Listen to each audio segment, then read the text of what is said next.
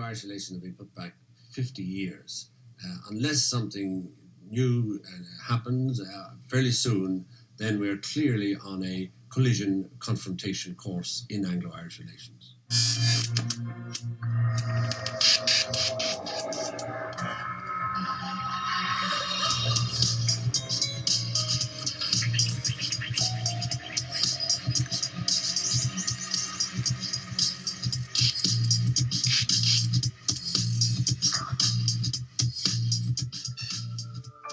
Míle saona níd ag gachtú cethir bhí críoch conspóideach leis an grinniú mollaí Angla éireannach idir Garret Fitzgerald agus Margaret Thatcher, nuair dúirt príomhhead na Breataine rudaí le linne presócáid a bhain stanga as a chomhlachaí éireannacha. Ach ar dús, bhí si dearfach. Prime Minister. Ladies and gentlemen, as you all know, Mr. Fitzgerald, Mr. Spring and Mr. Barry met myself and the Foreign Secretary and the Secretary for Northern Ireland at Chequers today. We have completed, I think, the fullest, frankest, the most realistic bilateral meeting I've ever had with the Taoiseach. Bhí a Lúndan lá chéile, agus idir a réon tuairis gom an achtar ar fád go dtí go raibh ar leitleán ar an slí amhaile. Nuair a ceistú Thatcher faoin na réití politúla féidere a bhí molta ag an bhórum nua éireann, bheas rions daoine gur bun na freagra agus stíal sa fuss.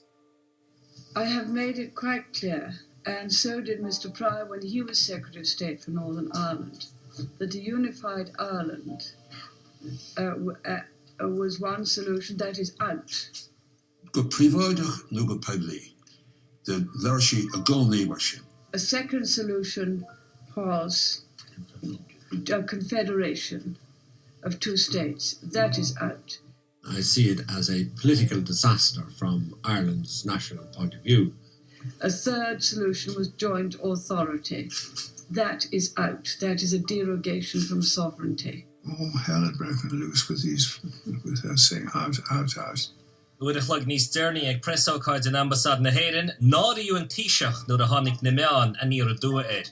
Brian Farrell today tonight, we understand that Mrs. Thatcher at her press conference indicated that she was ruling out all the three options proposed by the New Ireland Forum. Did she say that to you? We discussed a whole range of possible issues. Níor a bhísaige céir a bhí ráite ag Thatcher. Ach de bhí is ag cuidhvád a daoine a bheith chur aglah ar on méidir bhí ráite. I wasn't at her press conference, so I don't know whether you're quoting her correctly or not in that respect. I then had to give my press conference, not knowing what she'd said. I turned on the BBC. Republicans. Couldn't get the BBC headlines for going in because Radio Caroline blotted out the BBC in the middle of London. I unfortunately wasn't at her press conference and haven't heard it. And I did the 7 worst interviews of my life, just didn't know what on earth the question was about. The Taoiseach's own particular press conference was an example of incoherent incompetence, the like of which we've rarely seen in modern politics. Hick sé gart an túncar an donas a bhí airthe as pas agla bhagaí. That is out. That is out. That is out. Agus gar éire a hanig Garret Fitzgerald Chestermark in a lag. That is out. Cuirse sin smach an mór sa bhulg don próséis ar fad agus de béige doing. So it's as muoine bhí dhéanamh. Out. Chruthóireacht Thatcher géirché me gaidirmh Angla éireannach ach níor bheith seo an chéad caiismirt idir an bhean Éireann agus éireann.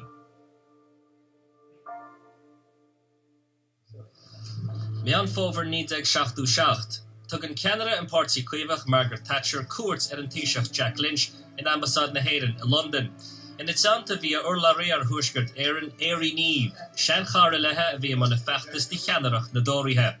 I mí mórta níd ag 69 Mariawe I múmáil de chuds an INLA. Nuair a táhaí in na príomhhead rin 7 Dorgian níor lig Thatcher a dlúchara in Yarmouth. In the words of Erin Eve, whom we had hoped to bring here with us, there is now work to be done.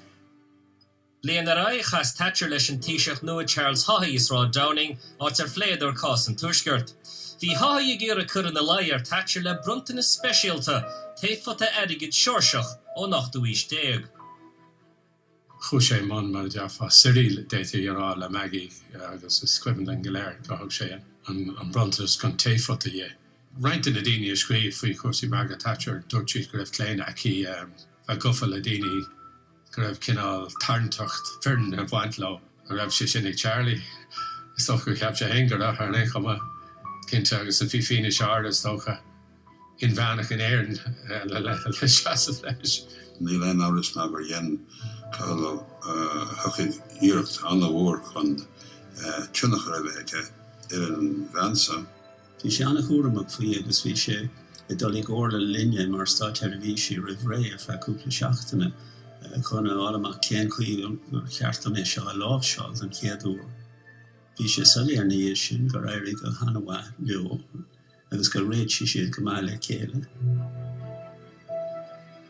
I mean an ullag needs a gachtúd restal Margaret Thatcher a chruinniu molla I Guslan Vlach Lia. Bhí trocht úscuilt agus omláin an chaidribh I dtí éire agus an bhreatain. For my part, I don't set any limit to what institutional arrangements might be conceived or brought forward. I regard that as very, very considerable progress. I think it's historic progress. Ach dúr a dúirt Eric nóí atrach a Haughey Brian Lenihan govéitach éire eintia a bheith ar na bocáin bhí aintachtóirí an túisgurt le ceangail a chur brú Thatcher.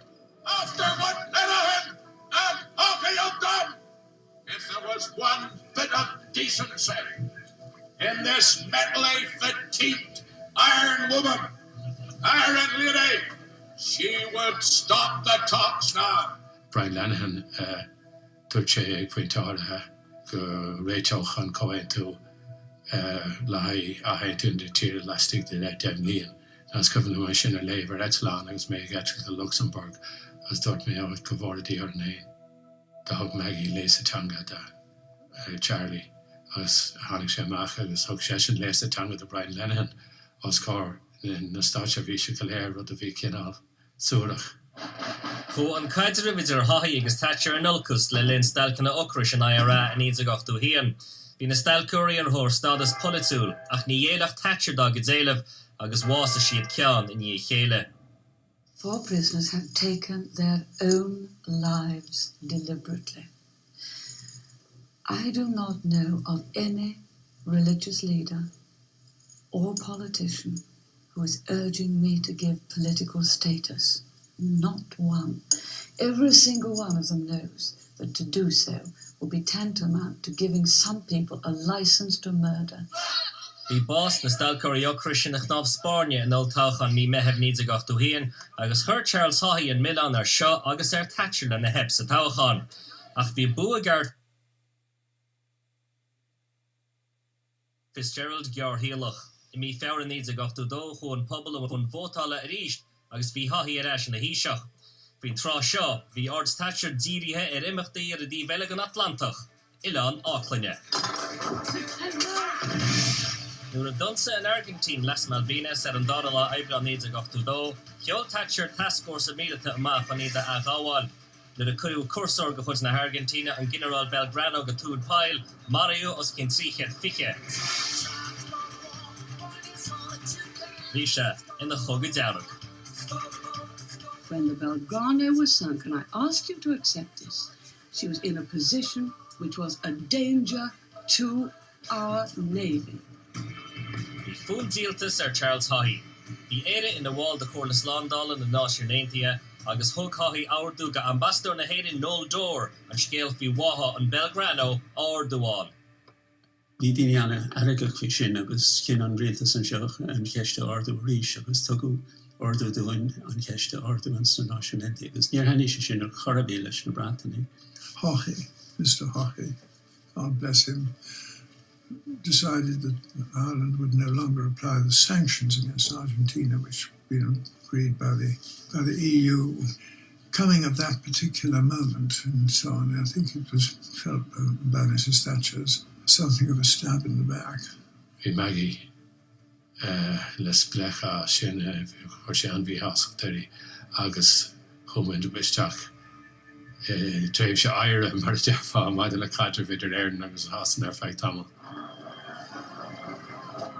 Rú Thatcher cogan na Falklanne agus ultáchan na Bratainine a leanna níd a gachtú trí. In éireann tháinig gar Fitzgerald Gorbach ar Charles Haughey agus uaháin eile bhí Thatcher I gafar cuathe trasna muid éireann. There was a dinner in number 10 for the Falklands, and after this dinner, Mrs. Thatcher said, "Come and have a drink." And so we talked a bit about Ireland, and I said that our relations were both enriched and complicated by the fact that so many people in Britain were of Irish descent, and although they don't necessarily like to admit it, so many people in Ireland are of British descent. And she thought about that a bit. And then she said, well, if we get back again, I think I'd like to do something about Ireland. Idir an dá linn buna an Taoiseach Garret Fitzgerald an fórum nua éireann, agus tháinicas a phrí réiteach bunreachtúla féidirtha, maith le ról na poblachta I rialú sa tuaisceart. One's the federal-confederal state, based on existing identities north and south. A different arrangement, discussed in Chapter 8, is joint authority. The Forum repeats the Nationalist Party's desire for a sovereign, united, independent Ireland in the form of a unitary state. Dúilt réaltas na Breataine multi an fórum nua éireann beag nach láideach, ach mar sin hain lean córátaí idir an dá réaltas faoi chum.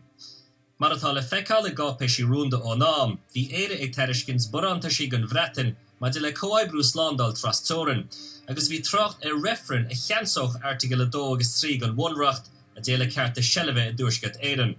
Mar wallarts bhí éire ag glóradh baint institúdach I réimsí ríthhabhachtacha do rialú an tuaisceart.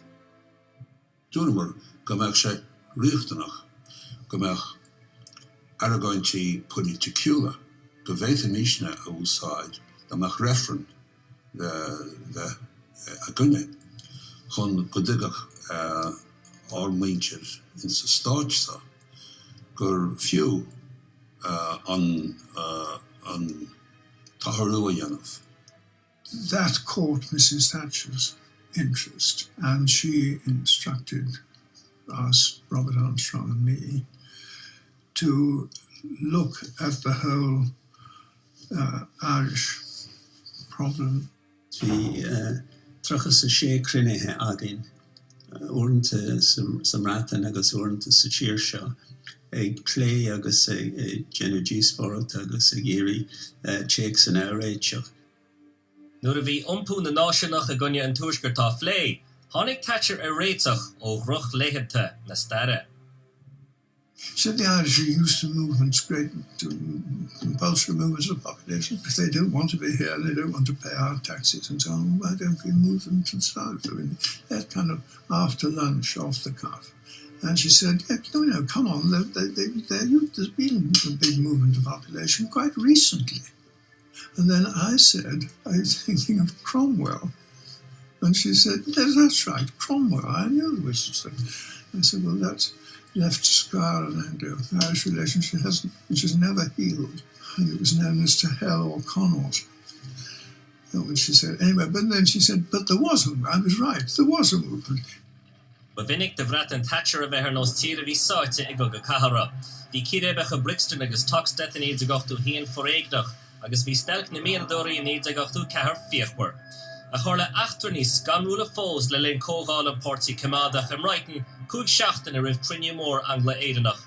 Phléas buama go chud an IRS a Grand Hotel, Mario Cúigar, agus bhí an tá deargar Thatcher tíocht dá slán.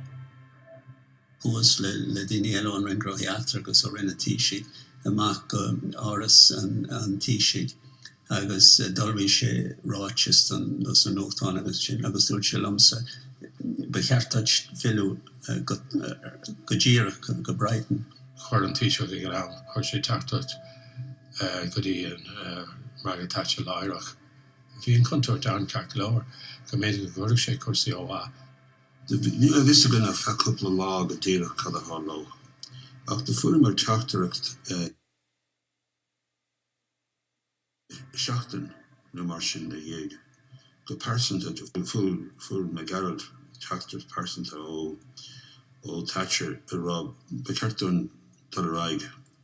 It made no difference at all to the negotiations, and we got no sort of, well, that's enough of that from at all. And I think that tells you quite a lot about the seriousness with which she approached the thing, and also about her courage.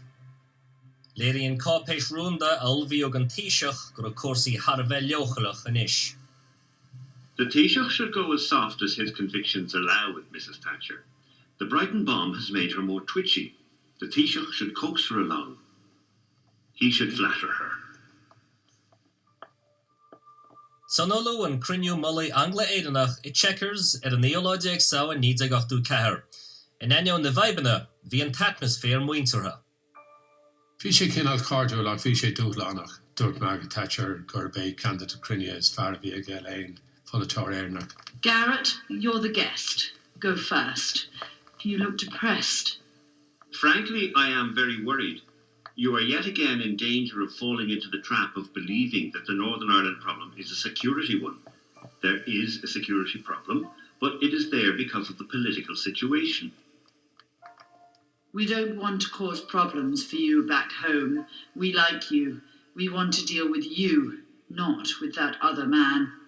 Tá sé léir Garrett gur phléisiid an scéilge mion as gur hír siad annachhuid multi-éagsúla maidir le comhainn tú a dheochfaí ar amach sin.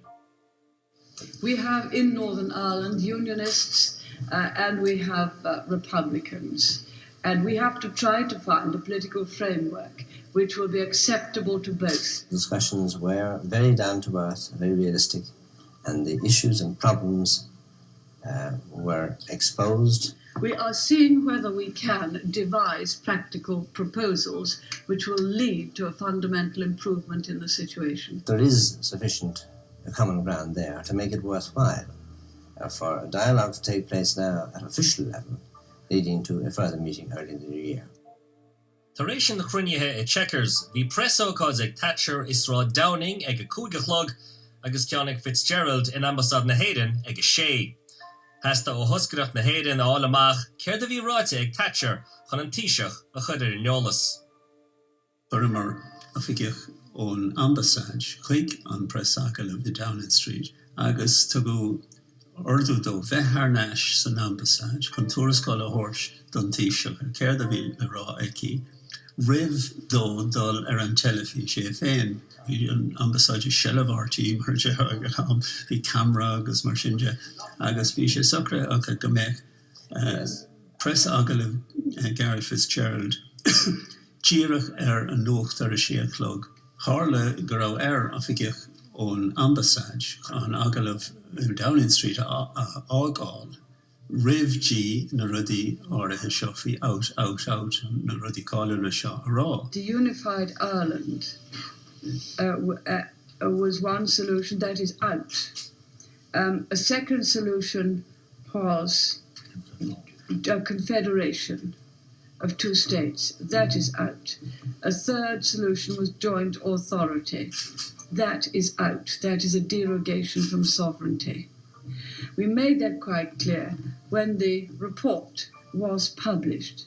She didn't think she was saying anything out of the way, but because she expressed herself so vehemently, it emerged as kind of dismissed.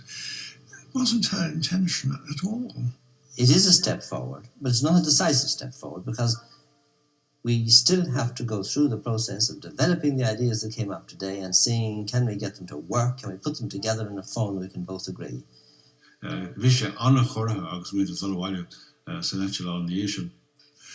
I walked over to number 10 that evening, and Mrs. Thatcher said to me, poor Dr. Fitzgerald, he seemed to be disappointed, but I don't know what really he expected. I didn't want to disappoint him, poor Dr. Fitzgerald. I mean, the tone was one of affectionate sort of, Bhí Garrett ar feadh tamil is don gros sin níos le brí ach tá thucha sé gan mar deartha céirtearing sciile a thuirt a bheagaí ach iartaí héana bhar an cadreh abhanú ón món níos.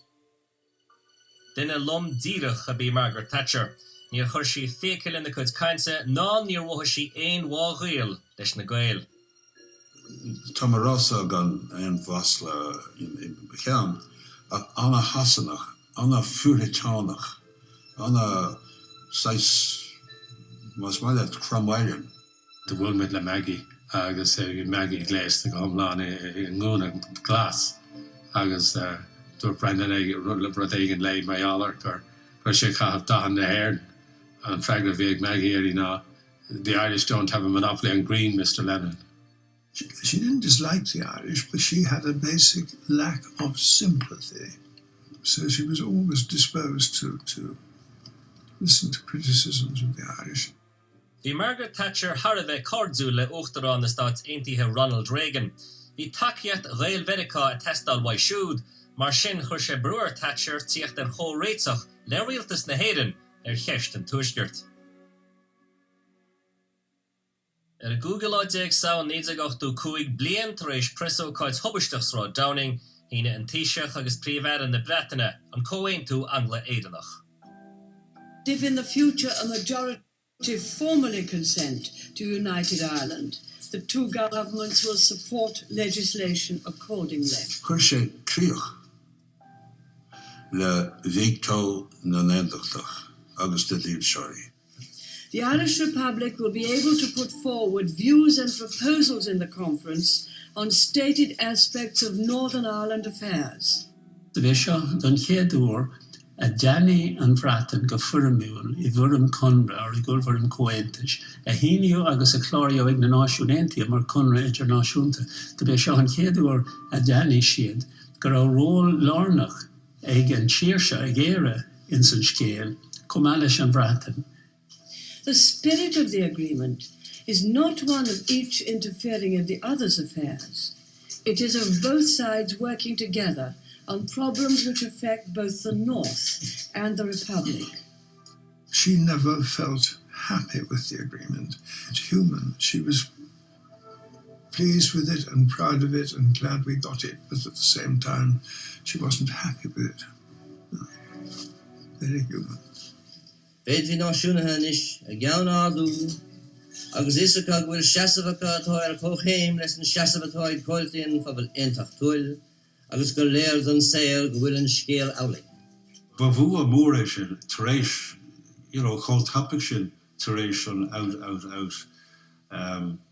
Agus measam gur mór an animin orda atá ar garret gur airí leis é sin na Corry na Lí. Agus measam gohfuil annachreidúid a dul dí sin freisin, gur tháinig sí as an mion out, agus ghlacha leis an gunra sin. The Taoiseach as a nationalist and a Republican, myself as a unionist and a loyalist. If we can enter this agreement in that spirit, I hope that many other people will be able to do so and follow our lead as well. Well, my paternal grandfather came from Wexford, and I think we were on both sides in the 1798 rebellion. And I'd always hoped to be able to do something to improve relations between Britain and Ireland. So I felt a good deal of satisfaction. That is out. That is out. That is out. That is a derogation from sovereignty. Chudde dúltú dingháilte Thatcher de fríomh bhultaí thuairiscin fórum nua éireann go mór leo siúd a bhí ag saothar go tréan chun comhainn tú Angla Éideanach a thuairt Griach. Stóilm is rí a bháin gur chomhaigh sé leis an prósés, mar a cóirláirí féin dúra de lei gur raibh tubaist tréis a hábú, gur bheasad san gur raibh sin níos measa ná mar a bheas mise. Bhí sé sin an a bhaithe an teire, mar bhí sais écail orthaí, sais cúte bhí henú ní sin sílam, gur áid máiste gente eici an SG féin, agus go a cheart rud éigen sais cúte bhí an. Léiríú freisin gur éfacht le polítíocht agus le taileoireacht agus nar gá foréigen chun boga ar aghaidh. Son chur buan out. Chospáin sé dámh gur féidir dultaí cína dhéanamh sé bhónaí polítíochta agus can áras bhí chuideacha ag cléanas sa tróisiún ar éonás agus tócha gur chuidir sé leo an glúisiú phoblachtánach a chasa drón na polítíochta.